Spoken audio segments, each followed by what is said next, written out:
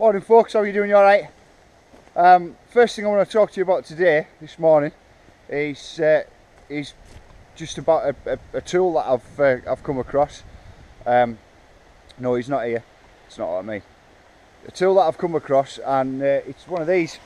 It's a tamper.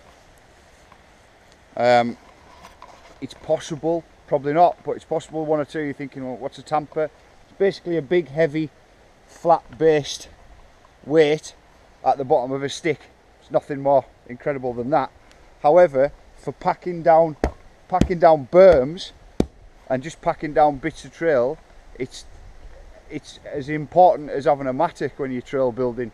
It might not be something that many of you have come across. Some of you, of course, some of you probably own one. But just, I suppose I wanted to share with you.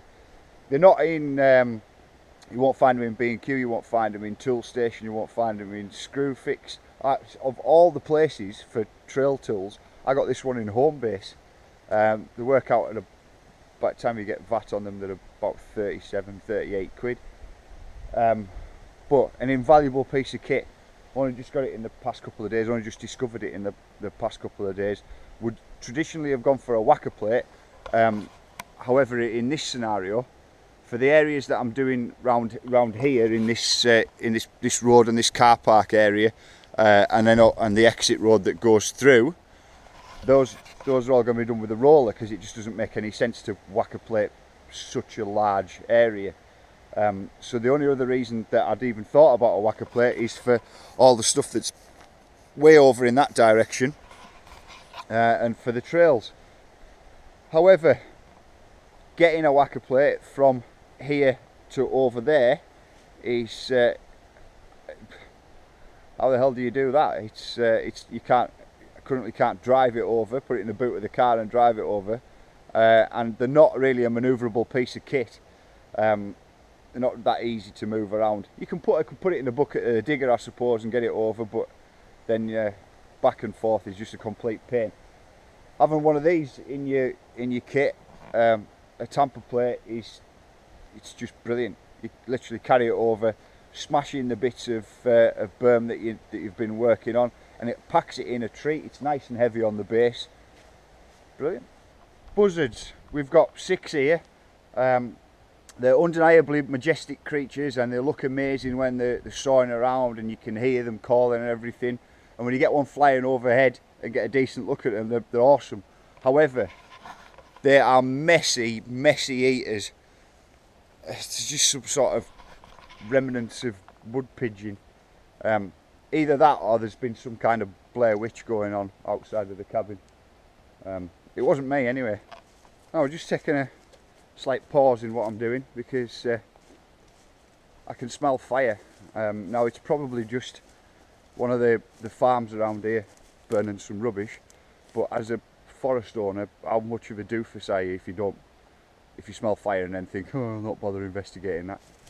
I've just had a look out the back, and I can't spot it. There is a farm out the back, but they don't appear to be having a bonfire, and the wind direction's wrong for that anyway, for it to be coming off there. When you get over here, out the front edge, you can smell bonfire stronger, so I can't see one. Last time this happened, I looked out down there, and I could see the plumes of smoke coming up from a farm bonfire. So it's fairly easy just to write off as you can smell fire because it's just a bonfire. The forest isn't alight. Anyway, as I walked back from the back fence across the front fence, I walked back past the place that I want to put the pump track in. And the reason that jumped back on my mind again is because I don't know if any of you guys saw, but recently Commensal have moved their offices, or they've moved into some new offices in Val Nord, and there was a video up recently of them building a pump track just outside the office. It looked awesome, really cool. It was a good video as well. It was like build from start to finish. But yeah, pump tracks, man, look like a lot of fun, and I'd like to get involved in them. Excuse me. In order to, sorry, catch my breath. In order to make sure that due care and attention has been paid, I've had to come and just have a double check through the wood to make sure that smell definitely isn't coming from in here. It isn't, which is great. So it's a bit of fitness, a bit of a walkout, but I'm on my way back, making my way back down towards where the car is and when I'm working. I've just walked past this now.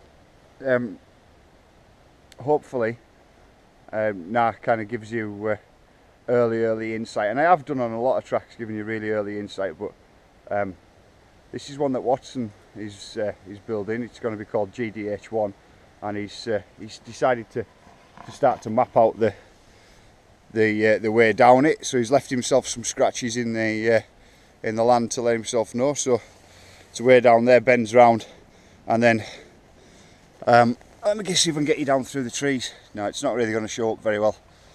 But then this is right from the very top.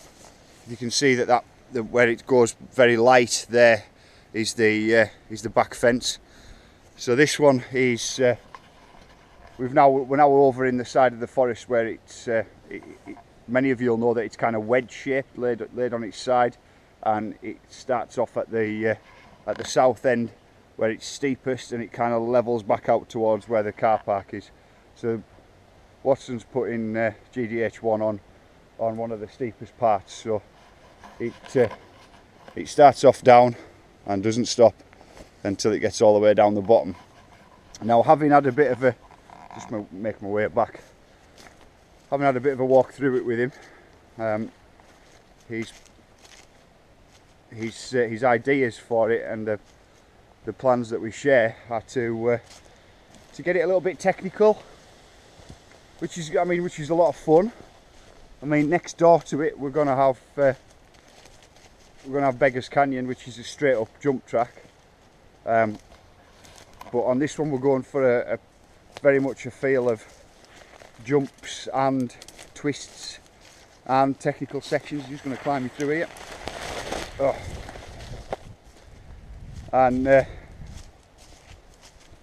be fair, from what we've mapped out so far, and obviously when I'm sure you guys that have done some trail building before will have probably done it the same way as us, where you put in the walk down for it, put in a general idea of the area, walk down it, make some decisions about twists and turns, start to rake it out, and then you'll start to talk about where features can go and where they naturally flow. So it's it's early days on GDH1. We don't know exactly how it's going to turn out. I know where the route's going, which is can't wait to ride that route, but I don't know exactly how it's going to turn out until we get the features on there. But we're looking at mixed bag, I suppose, is the best way of putting it. It's going to be very mixed, and you'll see that I've only walked a short way down the hill. It all slopes towards this way, and then we're back up at the entrance of Get to the Chopper again. Directly across from us we've got the beginning of Elementary, and then we walk a little bit further down, we've got Magic Bus next to you. Anyway, the whole fire thing, it smells like fire, which means it is fire, but it's not here, so it's been investigated. It's time to get back on with the job in hand. Just to jump in again and interrupt myself as I walk over. Not yesterday, day before yesterday, I walked up here. This is Magic Bus, and there was a bit that just looked like a lot of fun, so I want to go and revisit again today because it's kind of on my way back over the car. So just walking down Magic Bus, there's the old stump that wants a little bit of work on it, but that's very much a choice of hit it or don't. Up to you. You get brought into this open flat corner into another S, and it's kind of been rutted out from this is the old track from I don't know if you can see the two deep ruts from the forestry that was done, oh hell, 20 years ago, but they've obviously had some big machines and it's left big ruts. So it's down into this section, and this section is the bit that I've ridden a couple of times, but to be honest, can't wait to ride again. There's like a little stump that jumps you over. All gets a bit bumpy in here and rooty. And if we come down towards it, you'll be able to see that there's like a little nolly stump, and it takes you down into these roots. I'll just kind of hold the camera low if I can. And there's this rooty section in here. There's like a big hole thing there, and it swoops you down into a corner and then round. And just this one section is, it's a lot of fun. It can be ridden really easily, to be honest. You just go slow, but if you come at it fast, it's a right laugh. And you know, this is our easiest track, so you know, we're not talking about big hooks off 6 foot ledges or anything like that, but it's still good fun, and I can't wait to have another go at it.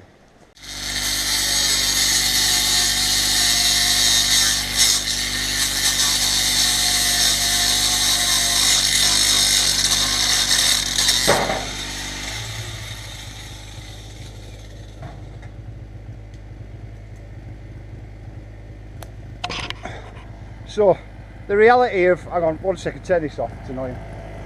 Oh. So the reality of performing hot works on site is that it's a proper pain in the backside. You're working in 30-second intervals because you've got sparks flying, you're in I mean, you don't get to choose where your equipment breaks down or where the hot works need to take place. And obviously forest floor environment isn't great for sparks and stuff. So, you know, you bring water and stuff, and that tamper will be great for if anything does start, just to damp it out. But yeah, it's a pain because you're working in kind of 30-second blocks, because you've got to keep having a look around you and see what's going on. But you know, this is just how it is, so we'll crack on. First time welding.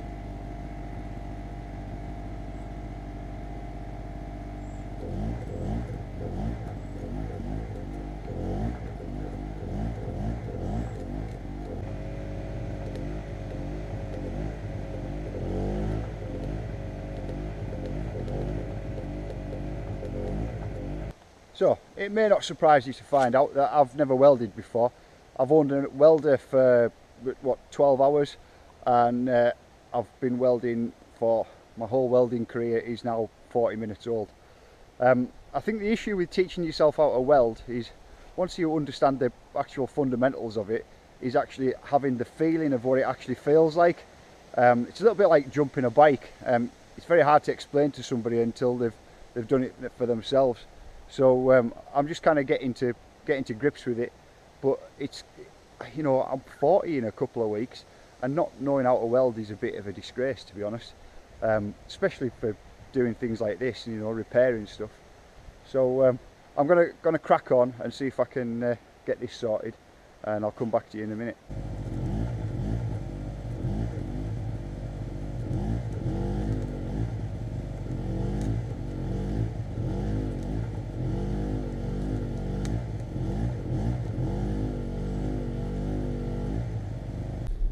So I have to say, I'm not liking this getting dark at half-4 malarkey.